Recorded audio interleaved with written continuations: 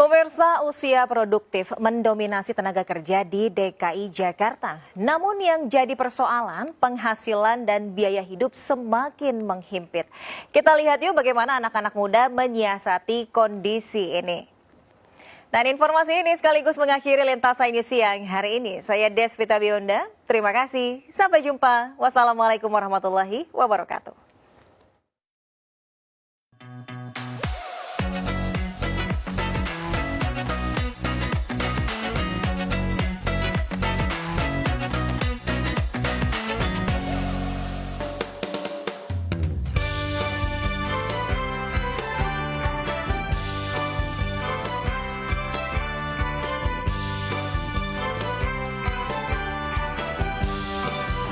Sebagai kota perantauan, jutaan masyarakat Indonesia menggantungkan hidupnya di kota ini.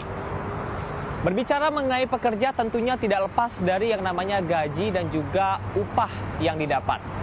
Lantas bagaimanakah perjuangan dari usia produktif di tengah hiruk pikuk ibu kota, di tengah naiknya harga BBM dan juga sejumlah kebutuhan pokok lain? Kita lihat yuk. Gaji dan upah pekerja usia produktif menjadi hal krusial dalam pemenuhan kebutuhan hidup. Utamanya baru-baru ini pemerintah resmi menaikkan harga BBM bersubsidi karena anggaran subsidi yang meningkat hingga 3 kali lipat. Hal tersebut tentunya akan berimbas pada kenaikan kebutuhan hidup yang lainnya. Setidaknya terdapat 3 kelompok besar jenis pekerjaan yang ada di Indonesia. Yang pertama adalah bekerja di sektor pemerintahan atau biasa kita sebut dengan ASN. Kemudian selanjutnya adalah private sector, yakni bekerja di perusahaan asing, perusahaan swasta, atau perusahaan startup. Dan yang ketiga, ini adalah salah satu jenis pekerjaan yang saat ini digandrungi di era digital, yakni menjadi content creator di media sosial. Dari ragam jenis pekerjaan, Gubernur DKI Jakarta Anies Baswedan mengajak milenial untuk menjadi PNS di lingkungan Pemprov DKI Jakarta dengan gaji fresh graduate berkisar 12 hingga 18 juta rupiah per bulan. Angka yang cukup menggiurkan. Untuk masuk di Jakarta, fresh graduate S1 itu range-nya antara 12 juta sampai 18 juta per bulan yang mereka dapatkan. Yang itu sangat kompetitif dengan private sector. PNS fresh graduate lulusan S1 termasuk ke dalam golongan 3 dengan rentang gaji pokok terkecil sebesar Rp2.579.400 hingga terbesar Rp4.797.000. Sementara untuk rincian pendapatan gaji PNS adalah jumlah dari gaji pokok ditambah dengan TPP atau tunjangan penghasilan pegawaian. TPP inilah yang jumlahnya berbeda-beda sesuai dengan posisi jabatan. Tidak semua pekerja di usia produktif memiliki kesempatan untuk bisa bekerja sebagai PNS dikarenakan kuota yang terbatas tentunya.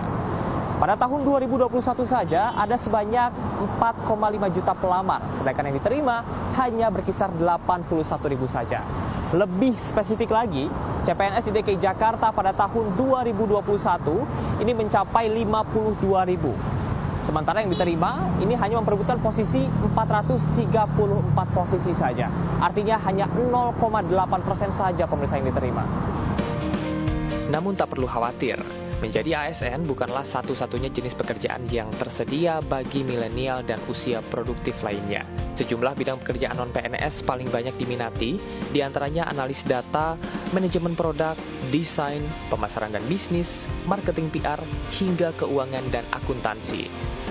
Data menunjukkan 18% lapangan pekerjaan yang ada di Indonesia ada di Jakarta. Namun, warga asli Jakarta sendiri hanya mengisi 4%.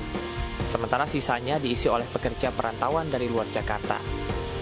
Upah minimum di ibu kota saat ini diatur dalam keputusan Gubernur DKI Jakarta nomor 1517 tahun 2021 sebesar Rp4.641.854.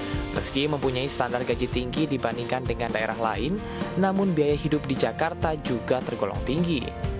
Sebut saja untuk kebutuhan tempat tinggal seperti indekos yang berkisar 850.000 hingga 3 juta rupiah per bulannya. Biaya makan di warung nasi atau kaki lima bisa mencapai 20.000 untuk satu kali makan yang jika di total per bulan mencapai 1,8 hingga 2 juta rupiah. Biaya transportasi umum mencapai 616.000 per bulan, Belum lagi kebutuhan lain-lain serta tabungan dan dana darurat. Nah, untuk mengetahui bagaimana dunia kerja usia produktif di luar sektor pemerintahan di Jakarta, kita akan membagi berdasarkan pengelompokan pendapatan penghasilan, yaitu di bawah UMR, serta di atas UMR Jakarta hingga lebih dari 10 juta rupiah per bulannya. Pemirsa, sekarang saya udah janjian sama teman kosan saya yang dulu di kawasan Keramat Raya, waktu pertama kali berkarir di Jakarta, dan namanya Ratna. Jadi kita bakal wawancara, bakal tanya-tanya gimana pengalaman dia dan usaha dia untuk bekerja di Jakarta. Yuk! Dulu, waktu pertama kali berkarir, jadi ada di Jakarta, itu ngekosnya di sini. Gitu. Kosannya berapa sih, Ratna? 700 ribuan. 700 ribu, murah banget. Di Jakarta Pusat, 700 ribu. Oke, Ratna, sekarang kesibukannya ngapain aja nih? Kerja, masih kerja. Kalau boleh tahu, penghasilan per bulan tuh berapa? Ya basicnya sih UMR, cuman kan belum lagi potong pajak, terus potong BPJS gitu-gitu. Oke, dengan penghasilan seperti itu, bagaimana nih cara ngatur keuangannya mulai dari kosan, makanan, dan segala macamnya nih? Ya harus dikurang, kayak kosannya cari yang kayak gini lebih murah, terus kayak 700 ribuan bener. Kalau makan gimana makan? Makan kadang kayak sarapan dirapel sih ya, makan siang. Buat sebulan makan paling berapa ya, 1 juta kali ya. 1 juta ada ya? Ratna mungkin hanya sebagian kecil dari sejumlah pekerja usia produktif yang harus pintar-pintar mengelola keuangan untuk mencukupi kebutuhan hidup. Bagaimanakah dengan pekerja usia produktif dengan gaji di atas UMR? Oke, Mas Bilal, sekarang kesehariannya, kesibukannya ngapain aja sih? Keseharian mungkin jadinya monitoring, controlling klinik kan, karena klinik ini juga klinik giginya ada 2. Ini pasti pemirsa penasaran juga nih, gaji manajer muda tuh rate berapa sih? Untuk rate gaji sekarang mungkin di kisaran 7 sampai 10 untuk rate gajinya. Cuman di luar itu juga ada beberapa pekerjaan sampingan yang berasal dari hobi sih. Kalau untuk sekarang ini tuh di kisaran 10 juta ke atas sih. Setiap bulannya tuh selalu diplotingin, kayak misalkan 50% itu untuk kebutuhan sehari-hari yang emang kebutuhan pokok, terus 30%-nya untuk nabung, dan 20%-nya itu misalkan untuk kebutuhan happy-happy kayak belanja, ngopi, dan yang lain-lain. Sebenarnya kalau misalkan untuk kenaikan BBM ini kerasa juga sih. Pemirsa, melihat kepada fakta bahwa persaingan di dunia kerja semakin ketat dan juga kebutuhan hidup semakin meningkat, membuat kita semakin sadar bahwa skill dan juga keterampilan terbaik perlu kita tonjolkan agar kita dapat memiliki daya saing. Bersama juru kamera Ade Ahmad dan juga Leman, saya Camar Henda, sampai jumpa.